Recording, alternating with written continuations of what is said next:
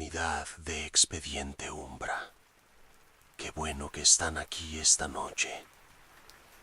Necesito que me presten atención desde el principio, no porque el relato de hoy sea más largo que otros, ni porque tenga más sustos, ni porque la historia sea más elaborada, sino porque lo que van a escuchar esta noche es el tipo de historia que te cambia algo muy específico, la forma en que miras a la gente, a los desconocidos, a los vecinos, a las personas de un pueblo pequeño que te sonríen cuando llegas y te sonríen cuando te vas, y sonríen exactamente igual en las dos ocasiones, con la misma distancia, con la misma calidez calculada, como si la sonrisa fuera un traje que todos aprendieron a ponerse al mismo tiempo. El testimonio que recibimos hoy viene de un hombre, le vamos a llamar Rodrigo. Tiene 41 años, es fotógrafo independiente, viaja seguido por trabajo. Nos escribió desde una ciudad del norte del país y tardó varios días en terminar el mensaje. Lo sabemos porque el sistema nos muestra las fechas. Empezó un lunes, lo terminó el viernes siguiente. 5 días para encontrar las palabras. Nos dijo que durante esos 5 días no pudo dormir bien, que cada vez que intentaba escribir lo que vivió, sentía que algo cambiaba en el cuarto.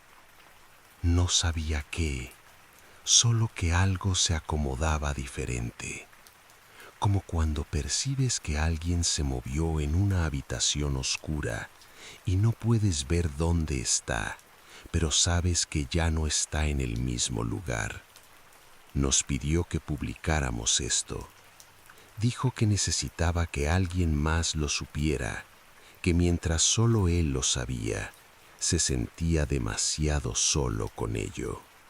Esta historia se llama El silencio de San Cristóbal, y cuando termine, quizá entiendan por qué algunos pueblos pequeños no aparecen en los mapas modernos. Bienvenidos al expediente.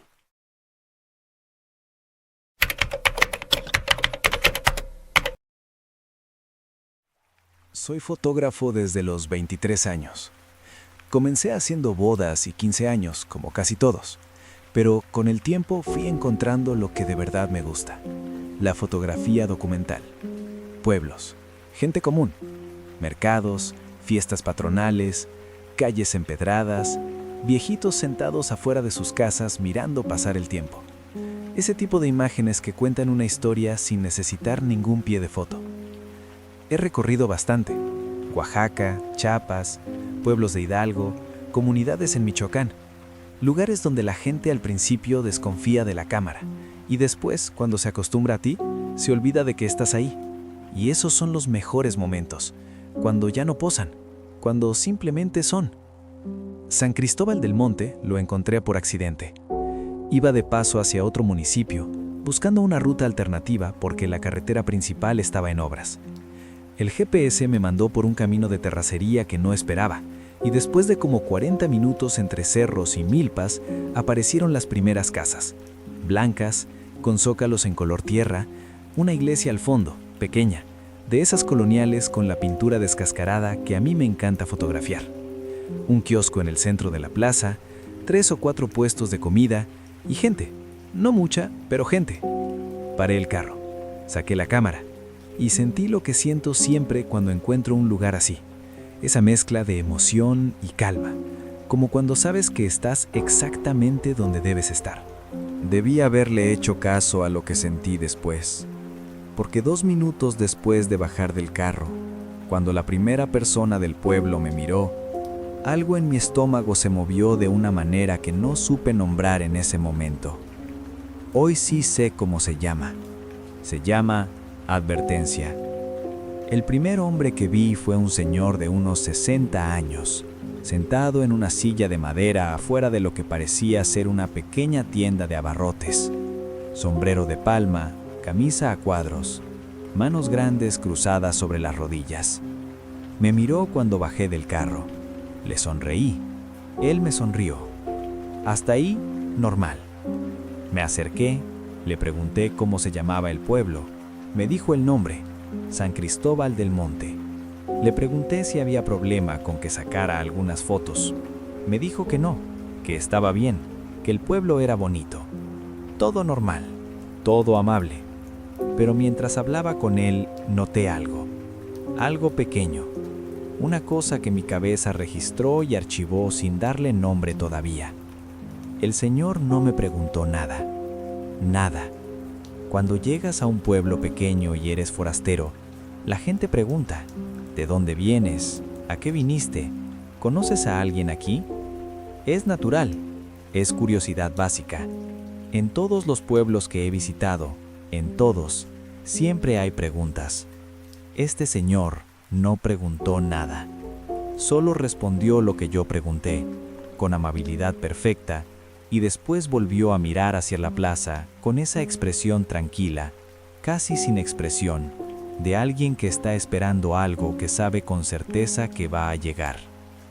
Caminé hacia la plaza, saqué la cámara, comencé a fotografiar. Estuve como 2 horas en el pueblo. Las primeras fotos fueron buenas. La iglesia tenía una luz preciosa a esa hora de la tarde, con el sol cayendo de lado y haciendo sombras largas en el atrio. El kiosco tenía detalles en hierro forjado que me gustaron mucho. Una señora vendía tamales en una esquina y me dejó fotografiarla sin problema. Todos me dejaron fotografiarlo sin problema. Eso también debía haberlo notado antes. En todos mis años de fotografía documental, siempre hay alguien que no quiere ser fotografiado. Una persona que se tapa la cara, que se voltea, que te dice con la mano que no. Es normal, es humano. La cámara incomoda a mucha gente. En San Cristóbal del Monte nadie se negó, nadie se tapó, nadie volteó. Todos posaban, o más bien, todos continuaban lo que estaban haciendo mientras yo disparaba, con esa naturalidad extraña de quien sabe exactamente cómo comportarse frente a un lente, como si estuvieran acostumbrados, como si hubiera habido otros fotógrafos antes que yo, o como si les hubieran dicho cómo comportarse. Fue mientras revisaba las fotos en la pantalla de la cámara que noté la primera cosa rara. En una de las fotos, una toma general de la plaza, había 4 personas en el encuadre. Una señora con una canasta, 2 hombres platicando cerca del kiosco y un niño parado junto a un árbol. Las 4 personas estaban mirando a la cámara. No hacia mí, a la cámara, al lente, con una precisión que no tiene sentido si no sabes exactamente dónde está el lente. Porque yo estaba disparando de cadera, sin alzar la cámara a la altura de los ojos. Es una técnica que uso para que la gente no se sienta observada. Pero las 4 personas sabían exactamente dónde estaba el ojo de la cámara. Las 4, al mismo tiempo. Lo atribuí a la casualidad. Seguí caminando. Fue el niño el que me habló primero.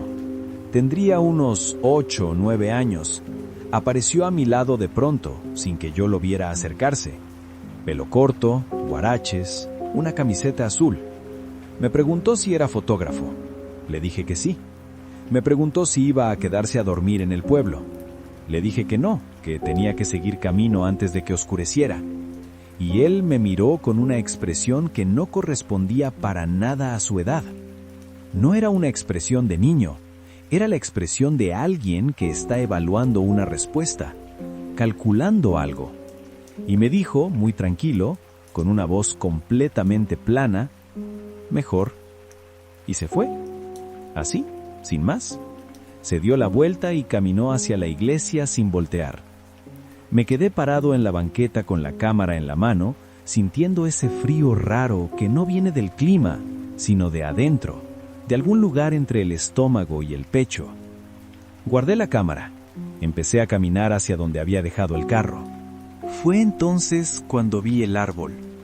Estaba en la esquina norte de la plaza, grande, viejo, de esos que tienen el tronco tan grueso que necesitas 3 personas para rodearlo con los brazos. No lo había fotografiado todavía y normalmente ese tipo de árbol me llama mucho la atención. Pero lo que me detuvo no fue el árbol. Fueron las fotos, pegadas en el tronco.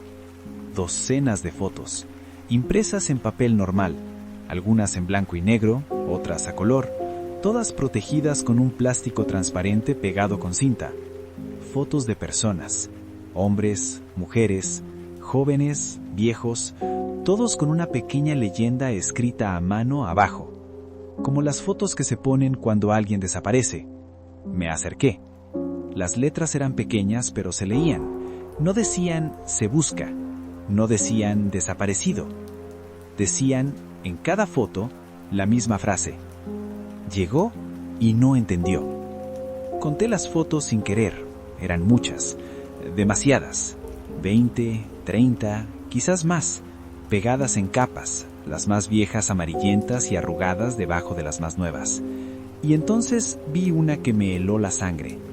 Era una foto de un hombre de espaldas, parado junto a un carro, con una cámara colgada al hombro. Un carro como el mío, una cámara como la mía.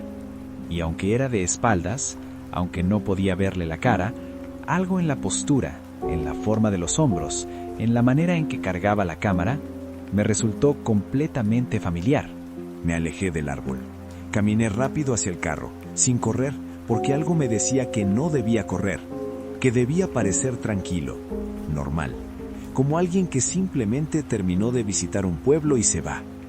Subí al carro, puse la llave, y antes de arrancar, miré por el espejo retrovisor hacia la plaza. Todo el pueblo estaba ahí.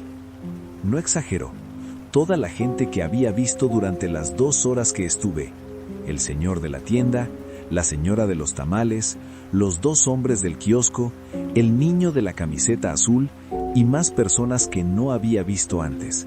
Adultos, viejos, jóvenes, todos parados en la orilla de la plaza, mirando el carro, mirándome, sin moverse, sin hablar, todos con la misma expresión, la misma sonrisa tranquila, amable, calculada de cuando llegué.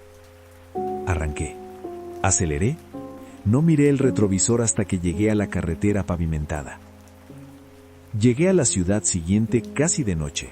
Me metí al primer hotel que encontré, pedí un cuarto, cerré la puerta con seguro y me senté en la cama con la cámara en las manos. Revisé todas las fotos que había tomado ese día. Eran buenas fotos. La luz de la iglesia, los detalles del kiosco, la señora de los tamales. Todo bien, hasta que llegué a las últimas. Las que tomé sin darme cuenta, en los últimos minutos antes de ver el árbol, eran fotos del suelo, de mis pies caminando, de la banqueta, el tipo de fotos que pasan cuando el dedo roza el botón sin querer.